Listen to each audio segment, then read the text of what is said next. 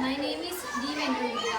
I am studying 8th class from JPHS K-Kondu. Today we are going to the experiment the water purification method. Water purification method, we have three main methods. One, boiling. నీటిని మరగబెట్టడం వలన వాటిలో ఉన్న క్రిములు శుద్ధి అవుతాయి. కావున దీన్ని పూర్వకాలంలో చేసేవారు. 2, ఫిల్టరైజేషన్. ఫిల్టరైజేషన్ చేయడం వలన వాటిలో ఉన్న మురికి మరియు మలినాలు పోతాయి. 3, కెమికల్ ప్యూరిఫికేషన్. కెమికల్ ప్యూరిఫికేషన్ అంటే వాటిలో రసాయనాలు క్లోరో వంటివి కలిపి చేస్తారు. ఇప్పుడు మనం ఎక్స్పెరిమెంట్ని చేద్దాం. ముందుగా స్టోన్స్ని తీసుకుందాం. స్టోన్స్ని తీసుకుని ఫస్ట్ దాంట్లో వేద్దాం. నెక్స్ట్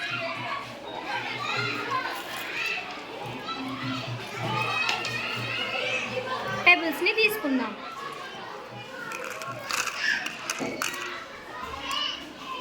తరువాత శాండ్ అంటే ఇసుకని తీసుకుందాం.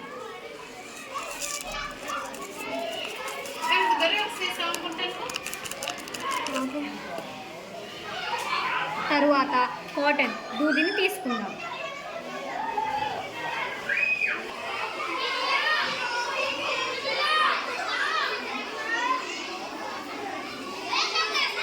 ఇప్పుడు మనం మడ్ వాటర్ని దీనిలో పోద్దాం.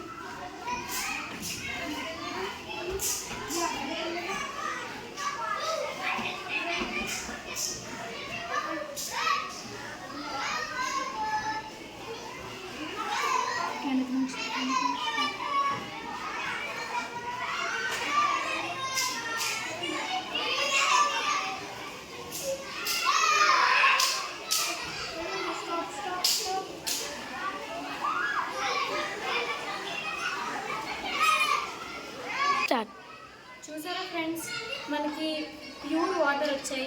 ప్యూర్ వాటర్ అంటే అంతగా ప్యూర్ ఉండనవసరం లేదు.